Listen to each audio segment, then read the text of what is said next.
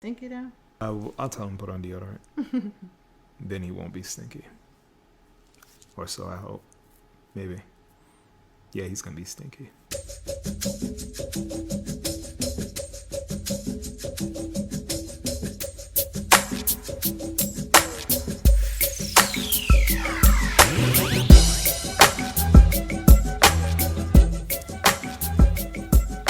Well, we're back.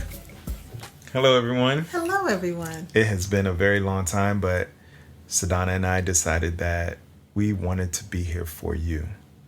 It's for them. Right? It's for them. It's not for us. What would it be for us for? This is our therapy. This is our therapy? Yeah. Oh, we need to go ahead. We need to go ahead and cut this mic off. Without a third party. We need to go ahead and cut this mic off.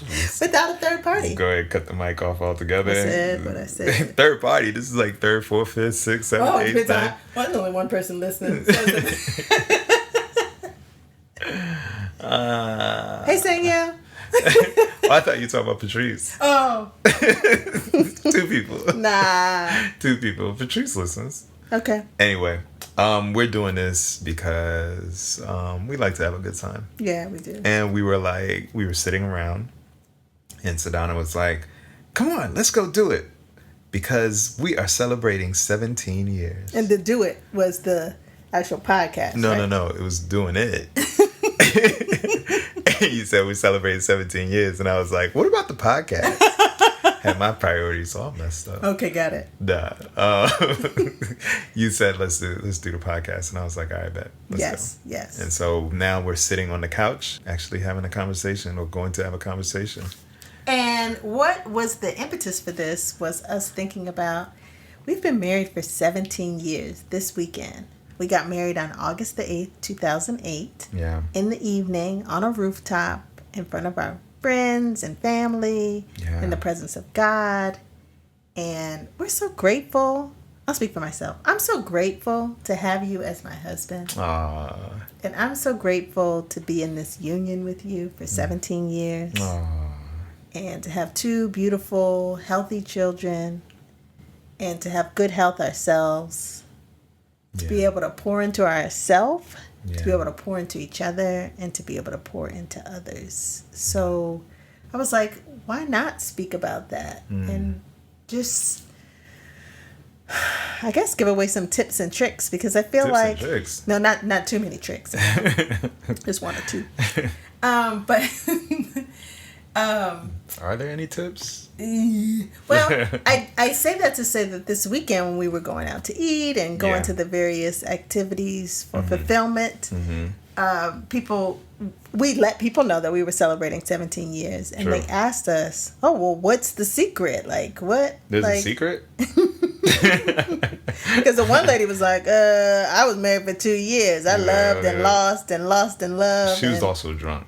She was like really, really drunk. And they say alcohol is the truth It brings serum. out the truth. That's true. So, alcohol and fentanyl. Those are the two things. oh my God. Those are the two things that bring the truth out of people. What about shrooms? I don't know. Okay. I don't know about shrooms. Okay. I hear people get mind-blowing experiences from shrooms. Oh, okay. Yeah, Okay. so. Okay, got it. But, I agree with you. I concur with everything you said. I think that having you as a wife is a blessing. I've had many, many, many of corrective experiences that make me appreciate life and appreciate family and appreciate what love is in its truest essence and form. And it's so real to me that it's tangible. And I can truly say that you are a big part of that through God. And I am grateful to have you. What would you say, I was thinking about this, what would you say are one or two misconceptions you had about marriage? Like before you got in, you were like, this is how marriage is because of what you saw, what you appreciated in your own household or in your own family or even friends. What is one misconception that you... Eventually, you're just not happy and you're just going to live being unhappy. But one of the things every time I think about the last 17 years, I'm like, time flies when you're having fun. Like it truly does. It does not feel like 17 years. And it's not until we say it to people that we've been married 17 years, and I see their reaction, because this is the first year. I don't know if you feel this way, but this is the first year where it's like people are like, oh my God. Every other year we've been married, it's like, oh, congratulations, oh, happy anniversary. This year people are like, what the hell? Like, y'all 17 years? And of course, some people are like, you guys don't look like you've been married 17 years. I love that. I know, right. So it's like the misconception, I will say, is that at some point you're not supposed to be happy anymore. And I think that's sad. I think that's sad. So I guess the first tip is find the happy in your marriage. Find the happy. You know what I always think about? I go to this all the time, and whenever people ask for relationship advice, I always say, when we went to premarital counseling, and the lady recommended that, shout out to her, I don't remember her name, but she was really good. She was a licensed social worker. She was a licensed social worker, and she recommended the 5 love languages. And both of us, you know, we were aware of the book. And I feel like a lot of people are aware of the book, but not a lot of people have read it. Would you say like the 5 love languages, like, kind of gave you, because we knew each other at that point. Yes, we were friends. We were best friends. Yeah. We had hung out. We went from strangers to friends to lovers. To lovers and friends. No, you weren't supposed to do that. You weren't supposed to. Now the audio's all peaked and people's ears all hurting. You're welcome. I would like to apologize to the dogs in the area. You're welcome. And the dolphins in Orlando. Oh, that glass that broke. that key I hit. I would like to apologize for your dinnerware. Your windshield that's now cracked. So back to the 5 love languages. Go ahead. You were saying. No, I asked you a question. Oh. Like, yes, I feel like people are aware. Some people have heard of it. They've taken maybe the little quiz in the back of the book. Well, I'm saying, like, my question is, do you feel like that we knew each other? We were dating for about 5 years at that point, right? Yeah, we were dating for almost 5 years. Was it? No, we were dating for 4 years at that point. 4 years at that point, yeah. We started dating 04. And 3. No, 03. Yeah. So we started dating 4 years. Yeah. So we were dating for 4 years. So we were dating for 4 years. And so we had a good handle on who we were as a couple, who we were individually, knowing each other's boundaries and knowing how to care and love for each other. I do believe that the 5 love languages gave me a little bit more of a boost or not necessarily a cheat code, but I was able to hit the button mashing combination. Up, down, down. Up, down, down. left, right, be a start. I think it gave me a little bit of insight on how to be more present and how to be more conscientious about your emotional state beyond what I already had before. Yeah, I agree. So, as a spoiler, your love language is touch. Huh? You gonna let people know that? Goodness gracious! It was so funny because when we first started dating, I was like, "You're real touchy-feely." No, like, we weren't even dating yet. Oh, that shows you how out of bounds I was. Like, why are you rubbing on me? I wasn't rubbing on you. Don't even rubbing on me. He got me sounding super creepy. Like I'm walking around giving you shoulder massages. No, it was like you saying stuff and then having to touch me. Yeah, I would it's one of those things where it's like you're laughing and you just kind of like lean on the person or you kind of nudge them. Yeah. You know what I mean? But I can say that I had now you do that to me all the time. Yes. Good. But I had male friends before that weren't that way. Probably because they were insecure ass niggas. That's what they were. Oh my God. They weren't comfortable with their own body. They weren't comfortable with a gorgeous woman's body either. One. Let it be known. First off, let me tell you about that. But also maybe their love language wasn't touch, so that wasn't a thing for them. So I just remember when we were, I guess you said non-dating. We weren't dating at the time. I said to you, non-dating, is that a thing? We were non-dating. We were just hanging out as friends. We weren't friends. We were non-dating. We were friends. I'm trying to figure out like why couldn't we just be friends? Like why is non-dating the description? anyway, I remember stating and speaking up for myself. I'm like, you're real touchy-feely. That was my way of being like... Stop touching me. Back up. Keep your hands... Back up. What they say in Fresh Prince? Back up. Back up. Keep your hands to yourself. Put your hands in your pockets, mister. Are you touching me? And I stopped touching you. For a few years. Right. And then you were like, so what's good? What's good? So now I'm very much used to you touching me, and I understand that I must, because your love language is touch, and even in a non-sexual way, like I need to. Oh, I think we were talking about non-sexual, but sure.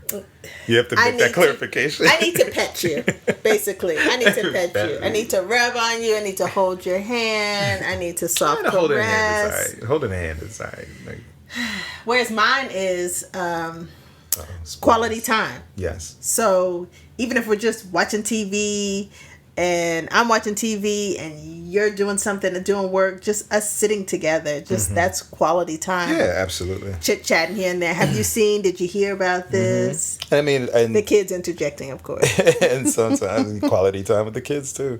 It's funny because, like, your quality time shows when, like, it's just you and I, and then you're like, look, you do this every time. You, like, look around for a little bit, and you go, like, where's Evie? Or you go, or if it's just like three of us and one of us are missing, or if if the kids are missing, you're just like looking around. Where's so and so? Benjamin!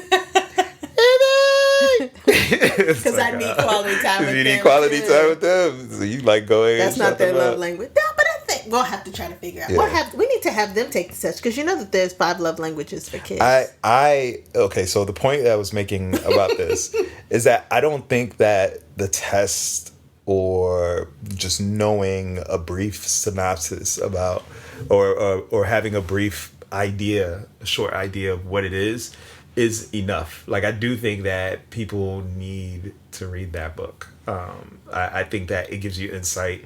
I mean, much like a lot of those self-help books, you know, you take from it what you can, and you take from it what is useful to you, and you can dispose of the rest. But as far as like relationships go, I do think that book was something that was a bit eye-opening for me. And I think that people need to read it, especially as like if you're in a relationship, and no matter what stage of the relationship you're in, if you're in a relationship, pick up that book and just read it so that you can know what your love language is and be able to communicate that to your partner. Yeah. Because like for me, you know, there'll be times where I can see like where it's like, okay, there's like not necessarily a strain, but there's like a chasm, and I'm like, okay, we need time together. And like I'll do, or you need petting. I'm talking about when I'm observing you, when I'm looking at you. It's not about me. But it's like I'll notice that and I'm like, oh, you know what? Let me get a puzzle, or let me get a Lego set, or oh, let me break out the board game, or you know what I mean? Just something where it's like we are interacting together as a family, you know, and we're all connected. And sometimes it's just you and I spending some quality time where I whoop your ass in Uno about 4 or 5 times in a row. And then at the end of the night, I sleep well, and you're wondering why that draw 4 came right after me saying Uno. And I'm like, skills. Do you know what I mean? So the question for me is, what is one common misconception about marriage that I had before getting into marriage?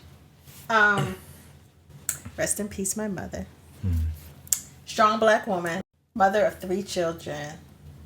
She was a licensed social worker. She was mom extraordinaire. And so we always saw her go, go, go, go, go. We also saw my dad go, go, go, go, go. But she definitely was the true matriarchal, handle many of things. And I had this honest misconception that she was doing everything. And that's not true. And it wasn't until I became an adult and a parent myself that I was like, Dad handled a lot, and they handled a lot together. It's just that she was louder and she was more forceful. And not forceful in the context of like pushing or shoving, but just her voice still rings in my head as what to do and what not to do. But But I think that was one of the common misconceptions. Like, okay, I'm the mother. I got to take care of this. And that's a misconception because there are many of things throughout the day, throughout the week, that I rely on you to help with in terms of making decisions for the kids, making decisions for me, making decisions just overall. And so I'm grateful for that. And I think I thought before going in, like, okay, as a wife and as a mother, I'm making a good majority of the decisions, but that's not true. So Interesting. Thanks for letting me share. Therapy. I do think that that's interesting, mostly because like it doesn't come across that way to me, and I think it's mostly because like just could be my personality, just taking things in stride, you know, where it's just like, okay, this needs to be done, let's go ahead and do it. This needs to be done, let's go ahead and do it. But I do feel like we share a lot of the brunt of parenting. As far as our marriage, I do think that we keep things relatively balanced, you know, where it's like we give and take to each other, and make sure that we are being attentive to each other's needs. I don't hesitate to step up and be like, what you need? What do we need? And, you know, when you're talking about things, complaining about work or complaining about the kids or complaining about me, like I receive it and I try to offer help where I can, and the places I can, I just pray over it and just be like, okay, well, God, help her out, because I don't know what to do. I can't help her ass. I ain't do it right now. I'll be like, did you talk to your therapist this week? Jesus, take the wheel. Jesus, take you got the that. wheel. You got this one? All right. All right, I'm going to go get a drink. That was a lot. Just sit in the corner. Thank God for therapists. Thank God for therapists. But I mean, it's the truth, though. It's the truth. You know, I believe in living and walking with gratitude, and when you express gratitude and you put out gratitude, you get joy and you get happiness. And so, when things are stressful, I know we do a good job of leaning on one another. I will admit that I do tend to internalize a lot, but when I do feel like it's overwhelming, I'll be like, oh, you wait till it bubbles let over. me tell you something. Let me talk to you. So that's when it's like bubbling over. That's when I'm like, okay, I need to let me let you know about this right quick. You don't have to wait for it to bubble over. You've gotten better over the years, to be honest. I've definitely got better over the years. I know I've gotten better over the years, and that's growth. That's growth. That's growth. I love that. It took 17 plus years. We still ain't over it yet. Oh my goodness. Still ain't over it yet. So we celebrate each other. Yeah. We celebrate the accomplishment of marriage of 17 years. Yeah. And I'm grateful for you. I'm grateful for you too. You make me laugh. You make me smile. And I every time I see you, I know you see me. You see me approaching, and I have a big smile on my face when I see you. That is like 100% genuine. Every time. And I was like, what you want? Exactly. What you want? I'm like, marry you. That's what I did. But it's like, it's genuine. I'm very, very grateful. I'm very, very happy. So we had a really cool thing happen on our 17th anniversary, and I thought it was I love that for us. What happened? I love that moment. We finished eating at the restaurant down at the National Harbor, and as we were walking away, we were going to the garage, and you were like, "We didn't take a single picture." And for me, I love taking pictures. I love it, but a lot of times I do like just being in the moment and not having to think about taking pictures. And so I was just like, all right, fine, let's go take a picture. And so we were almost to the garage. We were in the garage, yeah, but we needed to take a picture. And the sky was beautiful. It was a beautiful night. It was. We'll make sure that the picture is up. And so as we were walking away, there's that place in the National Harbor before you start walking downstairs. For those that know, you know, there's like this little balcony area. It's kind of like a oval area where you can overlook the stage area and also the Ferris wheel, and you can see some people walking about. So we walk back over there, and as we walk back over there, what we always do whenever we see people, we're like, okay, they're taking a picture. Let's go ahead and ask them. We'll take a picture of them. They take a picture of us. All will be well. And so there was a father with a family of maybe 4 or 5, and as they were standing there, I overheard him say, "Get the birthday girl in the middle," and I was like, "Oh, get out of here!" Like, it's her birthday, and I didn't see who it was. I just heard him say that. And so as I approached, I was like, let me take a picture of you guys, and you guys can take a picture of us. And he was like, oh yeah, sure, thank you. And he handed me his phone. And then I was like, it's your birthday? And then the young girl raised her hand. She had a really big afro, just an adorable smile. And she was like, yeah. She was like, yeah, it's my birthday. And then I was like, it's our anniversary. And she was like, oh, wow. And so like I took a picture. And then right after, I looked at her face. I was like, she has to be either 16 or 17 years old. She looks to be about that age. And so I was like, how old are you? And she said, I'm 17. And I was like, we're celebrating our 17th year.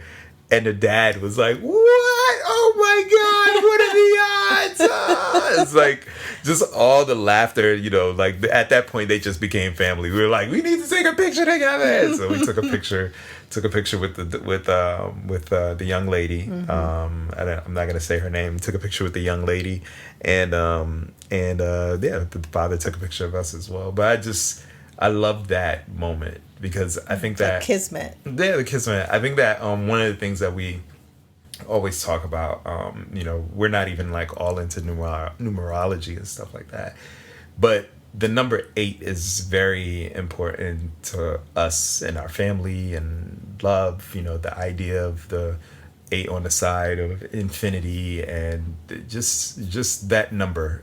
I know in the Chinese culture as well, 8 is really it's lucky. A very lucky number. And so a lot of what we have in our lives is revolves around the number 8. Like just little things that people would say are coincidences, but if you know me, I don't really believe in coincidences. And so I thought it was sweet that we met this girl on her 17th birthday, on our 17th year, with the combination of 7 plus 1 being 8. And it's just like, oh, look at this. Here's this girl who was born. And her dad said she was born married. In the evening. And of course, we got married in the evening. So it's like, as she's being born, we're being born. And it's just, and we were on our way out. Like we were done eating dinner. We were, heading home. And it was just that one moment of being like, let's go take a picture. Right. That one moment, let's go take a picture, and just hearing that conversation. And lo and behold, we ended up being a part of her birthday celebration. Yeah. And she became part of our marital celebration. Yeah. Yep. That's nice. Yeah, it was really cool. Okay. All right, screen time. What are you watching? Ooh. You know what? Right before we came down, this isn't really something I was watching. But I was thinking about... No. See, now I'm going to edit that out. It's watching you. That's what I was watching. Hey. Remember that joke? What are the 2 sexiest animals in the farm? Brown chicken, brown cow. Classic. Brown chicken, brown cow. You have to say it right. Brown chicken, brown cow. Brown chicken, brown cow.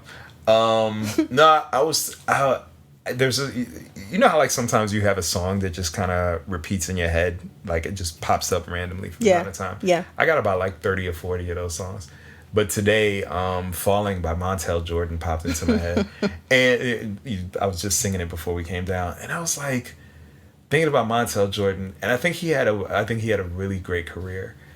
But it is like defined by This Is How We Do It. Mm-hmm. Like that's really like, the song where it's just like if somebody doesn't know his library, they're gonna think that he's a one-hit wonder. But he had like some really amazing good bangers. songs. Yeah. And, like, and it wasn't until in the last 5 years I realized that wasn't Slick Rick on the song. That was him. You thought that was Slick Rick? I thought that was him. The Once Upon a Time. Yeah, like he did the voice. So yeah, he was imitating the voice. I'm not a big hip hop head. I'm none the wiser. That's interesting. I knew all the words. To Even in the song. video, even in the. But just because somebody's not in the video doesn't mean that they. That's true. You know. That's true. Sometimes you can't get the person for the video. That's true. I think Slick Rick was locked up at that time. So too. see. I think So he in was. my mind. Yeah. But yeah, anyway, Montel Jordan. I don't as far as screen time is concerned, I don't really have a screen time thing, or I don't really want to talk about a screen time thing. I'm more interested in appreciating that song Falling. Like, that song was a banger. It had that MCA Straight Up Menace sample in it. Like, that song was hard. But that's my favorite. Of course, after This Is How We Do It, that's my favorite Montel Jordan song. Like I could listen to that song over and over. I have a playlist called Tap That Back, and I would look and I did not see Who that back song. you tapping? Tap That Back on Spotify. Oh, okay. I ain't tapping nobody back except for yo. See, now I'm gonna have to take that out too. Why? And that's how we stay together 17.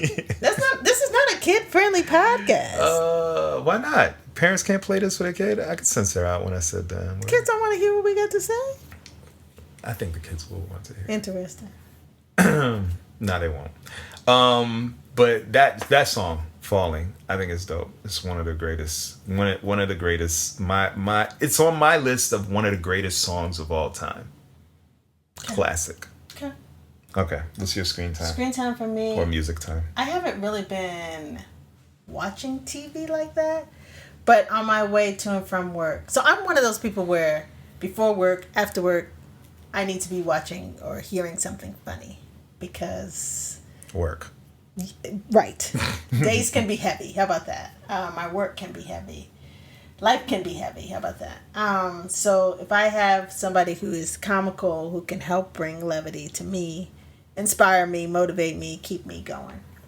So I've been listening to funny podcasts in the morning, funny podcasts as I come home. And one that I really gravitate to, but probably aren't listening enough, is Keke Palmer's Hey, This Is Keke. I love her energy. I love her spirit. Funny enough, I think I told you, she's admitted multiple times, at least, I don't know if it's true or not, that she has ADD. Mm-hmm. And you can actually see how helpful that is for her as she interviews people on her podcast, because she stays on topic. She has an agenda. They get through it. But when I tell you she is quick with it, so intellectually sharp that she's able to ask the questions, give her opinion on it, still keep the conversation going. It's like chef's kiss. How great. And so I think I've told you about, there was a recent interview she had with Marlon Wayans, and he admitted, he was like, I got ADD too, so this is going to be all over the place. But they did an awesome job together. I was just laughing. He was talking about his legacy and what he's done with the family, and it just went so quickly. I was just like, oh, I want more to it. But I was like, and I've told you, I've listened to her interview other people, and she's so funny, and she does these different voices and just very charismatic. And I was telling you, I was like, she gets through her podcast episodes real well. Like, whatever agenda she has, her people are on top of her, she's on top of them. And then I happened to look down, I think it was this week or last week, and I was like, oh, I have this thing on 1.25. So, so that's why it's going by so fast, one. And two, why it seems like she is just zip, zip, zip, zip, zip, zip, zip, zip. Because sometimes I'll listen to my podcast, so I can get through them. Get through it real quick. Sometimes the guests are kind of slow. She's not slow, but, funny. but it's funny because I was like, oh, she's funny. Good. She gets right on through it. And I get everything, all my boxes get checked listening to. It's like, I'll finish the whole episode before we get home. Why does she sound like a chipmunk? Yeah, well. She doesn't though. I know. So just kudos to her for being so well skilled, smart, talented. I joke to myself that I want to be Keke when I grow up. So She may be a little bit younger than me, but maybe just a little bit. Maybe just a little bit. Baby, this is Kiki Palmer. Yeah, she's just so multi-talented, and I love that for her audience. And you know, like, she's just one of those people that just has a beautiful spirit. Yes. So it's just like hearing her talk, hearing her laugh. Yes. It's just like, you're just like, oh, I would love to sit down and have dinner with her. That's what it feels like. That's what it is. Yeah. Yeah. It's like, just, somebody that you would just like to meet. Yeah. What do they say the criteria for choosing an elected official? Can you have a beer with them? That's what it is. What's the black equivalent for that?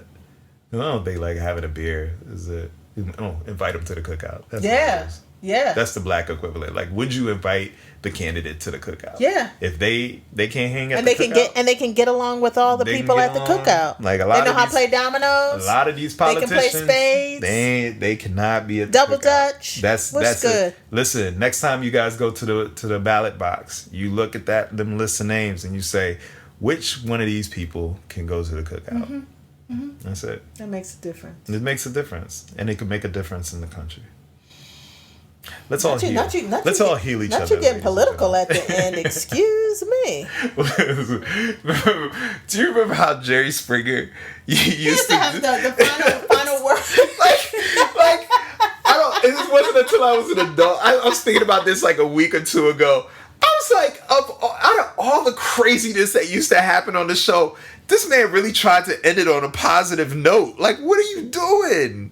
In the background, shaving cream and hair pieces. What? Like, people getting bandaged up, being put into ambulances. Everybody always runs to the back green room because they found out. No. That wasn't Jerry Springer. People used to catch fists on you. You're thinking Maury. Maury's when people used to run to the back. That's true. But it's like he really used to. Like, he was like, you know what? I did all final thought. The final thought. He's like, I did all of this stuff. But let me go ahead and punch this ticket to heaven right quick. Let me just go ahead and if I get 12 of these, I get 1 minute in heaven. He was a lawyer.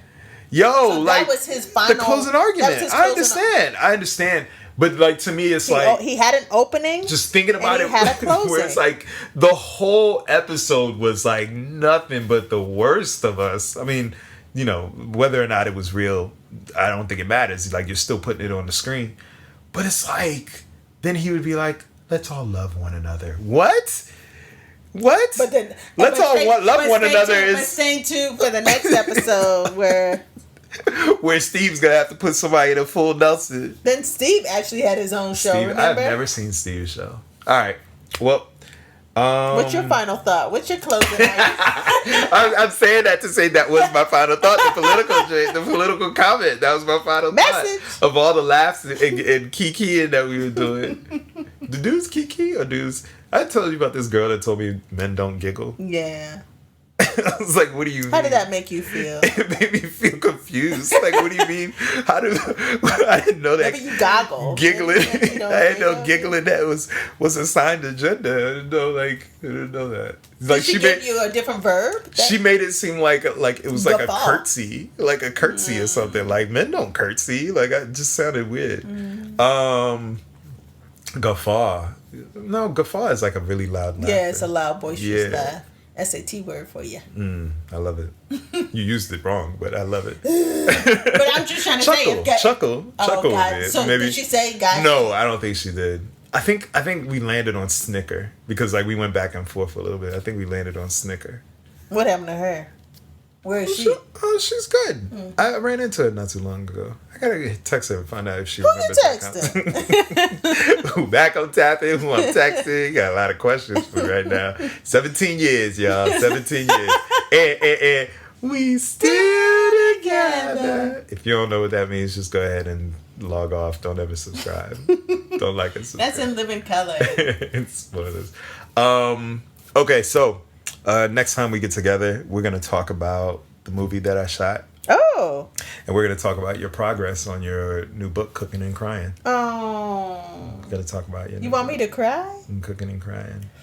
Talk about the progress on your new book. All right? Okay, I'll be ready for it. All right. Ladies and gentlemen, thank you so much for listening. I don't think we did an intro, but here's the outro. We appreciate you guys. My name is Joseph. This is my wife, Sadana. We are the Vivens. And we thank you so much for listening to First off. Hey, this is Evie. Thanks for listening to First Off, featuring my parents, Sadana and Joseph. Music by Uncle Verse. You can hear more of his music at VERSGBOS on Instagram. That's Verse G Boss. You can find us on Instagram too, at First Off Podcast and at Are You a Fan Yet? Or visit viviansmedia.com. And this outro is done by me, EVEE. Evie, bye-bye!